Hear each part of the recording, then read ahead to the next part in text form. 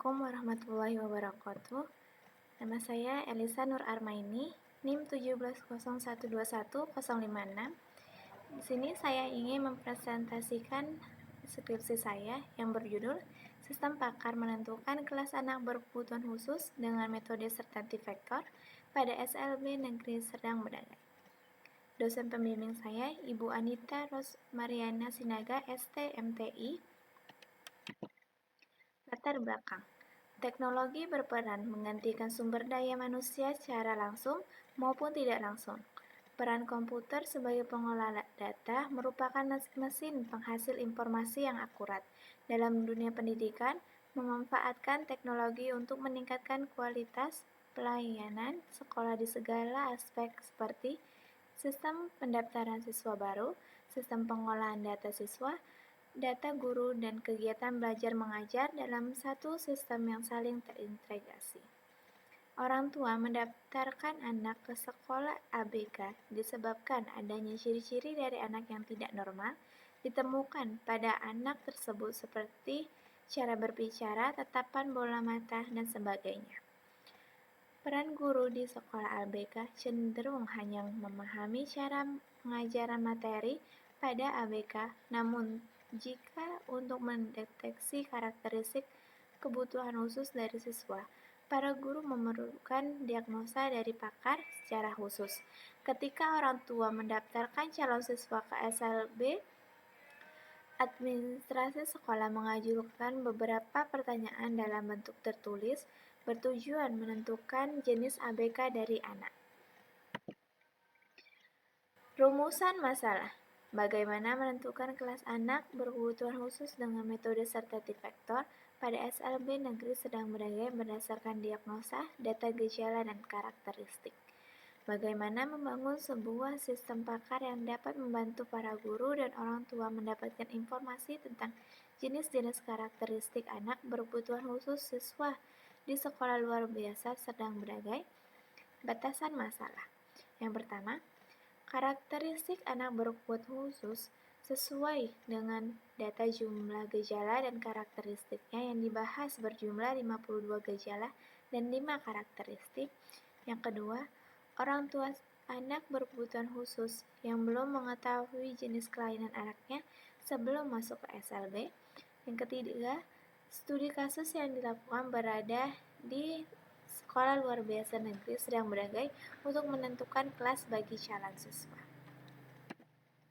Tujuan penelitian: pertama, membangun sebuah sistem pakar yang dapat membantu para guru dan orang tua mendapatkan informasi tentang jenis-jenis karakteristik anak berkebutuhan khusus di Sekolah Luar Biasa Negeri Serdang Bedagai sebagai memberikan solusi yang tepat, merancang dan membangun sistem pakar untuk mengidentifikasi jenis karakteristik anak berkebutuhan khusus dengan metode Certainty Factor. Yang ketiga, Sekolah Luar Biasa Negeri Serdang Bedagai dapat mengidentifikasi jenis karakteristik calon siswa anak berkebutuhan khusus dari manual menjadi sebuah aplikasi yang cepat untuk melakukan proses prediksi jenis karakteristik anak berkebutuhan khusus. Manfaat penelitian: aplikasi sistem pakar yang dibangun dapat digunakan untuk mendiagnosa karakteristik anak berkebutuhan khusus siswa luar biasa negeri Serdang Bedagai, menerapkan ilmu yang didapat di STIMIK Pelita Nusantara dan dalam merancang sistem pakar dengan metode Certainty Factor. Aplikasi sistem pakar dapat membantu melakukan penentuan karakteristik anak berkebutuhan khusus dari yang manual hingga berubah menjadi digital. Landasan teori sistem pakar. Menurut Anik Andriani, pemrograman sistem pakar adalah sebuah sistem yang kinerjanya mengadopsi keahlian yang dimiliki seorang pakar dalam bidang tertentu ke dalam sistem atau program komputer yang disajikan dengan tampilan yang dapat digunakan oleh pengguna yang bukan seorang pakar, sehingga dengan sistem tersebut pengguna dapat membuat sebuah keputusan atau menentukan kebijakan layaknya seorang pakar. Factor. Certainty Factor adalah suatu metode untuk membuktikan Apakah suatu fakta itu pasti ataukah tidak pasti yang berbentuk matriks yang biasanya digunakan dalam sistem pakar. Metode penelitian. Sini ada kerangka kerja penelitian. Pertama, identifikasi masalah. Yang kedua, pengumpulan data. Setelah mengumpulkan data, baru penerapan metode sensitif vektor. Setelah itu, perancangan sistem, baru pengimplementasian sistem, baru pengujian sistem, dan perancangan. Analisa metode, yang pertama mulai, yang kedua menu diagnosa, setelah itu input gejala, setelah input gejala maka lakukan proses diagnosa, setelah itu cek validasi data, dan kemudian menampilkan output hasil diagnosa dan selesai. Di sini ada 52 gejala-gejala dalam karakteristik anak berkebutuhan khusus. Di sini ada 5 karakteristiknya. Yang pertama ada autis, yang kedua ada tunagrahita, yang ketiga ada tunarungu, yang keempat ada tunanetra, dan kelima ada rule base. Kode karakteristiknya autis, rule base-nya jika dialami siswa adalah gejala G01 sampai G10 maka adalah autis. Tunagrahita jika yang dialami adalah gejala G11 sampai G20 itu adalah tunagrahita. Jika yang dialami siswa adalah gejala G21 sampai G30 itu adalah tunarungu. Jika yang dialami gejala G31 sampai G40 itu adalah tunanetra. Jika yang dialami adalah gejala G41 sampai G52 itu adalah tunadaksa. Di sini saya mengambil sebuah contoh kasus memiliki gejala G01, G02, G03, G04, G05, G06, G07, dan G08. Di sini ada perhitungan manual ya. Yang pertama kita menentukan nilai CF MD dikurang dengan MD.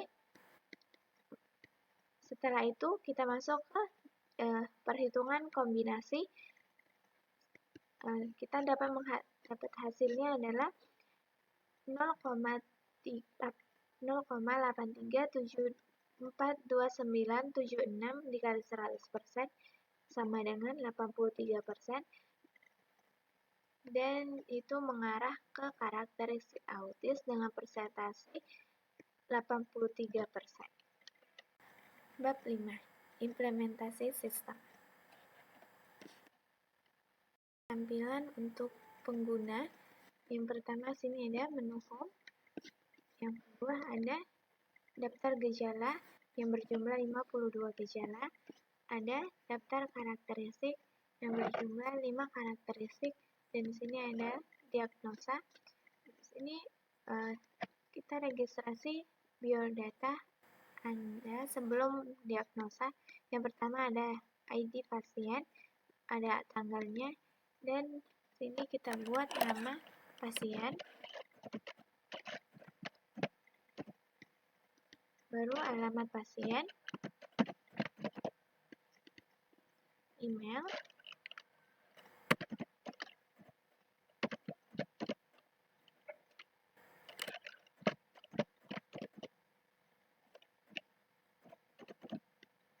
ada nomor handphone.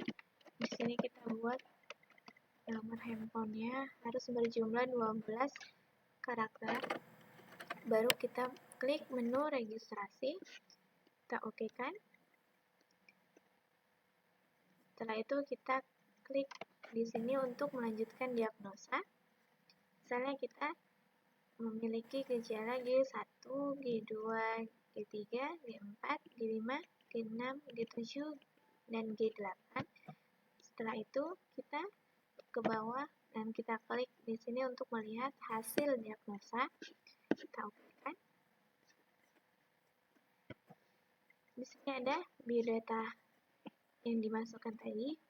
Ada gejala-gejala yang dialami dari G1 sampai G8. Di sini ada hasil diagnosanya. Karakteristiknya adalah autis dan sarannya masuk ke kelas autis. Baru kita masuk ke login admin, kita loginkan ke admin. Di admin ini ada namanya menu home. Setelah itu di data master ada data gejala, data karakteristik, data rule, dan data diagnosa. Kita buka ke data gejala.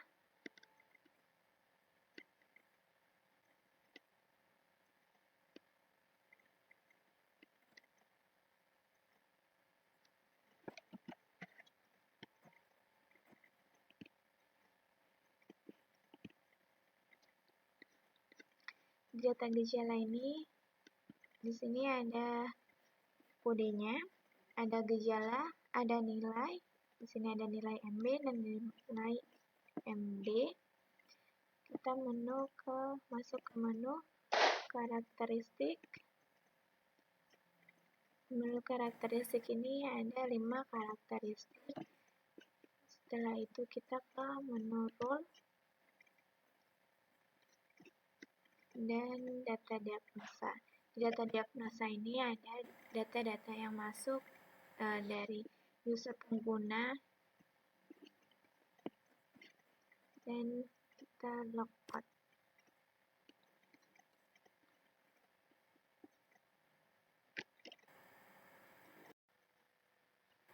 Kesimpulan dan saran. Kesimpulan yang pertama, aplikasi sistem pakar penentuan anak berkebutuhan khusus dengan metode sertati vektor dapat membantu guru dan orang tua mendapatkan hasil informasi awal jenis karakteristik anak berkebutuhan khusus dengan gejala yang dialami dan jenis karakteristik berdasarkan metode sertati vektor. Menentukan kelas anak berkebutuhan khusus dengan metode sertati vektor pada SLB sedang berbagai berdasarkan diagnosa, data gejala, dan karakteristik.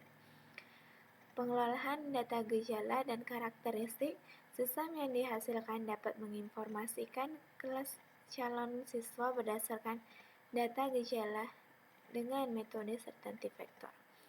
Aplikasi sistem pakar yang dibangun diharapkan dapat membantu sekolah luar biasa negeri sedang berbagai dalam memberikan informasi serta solusi bagi pengguna dalam jenis karakteristik anak berkebutuhan khusus berdasarkan gejala-gejala yang dialami anak.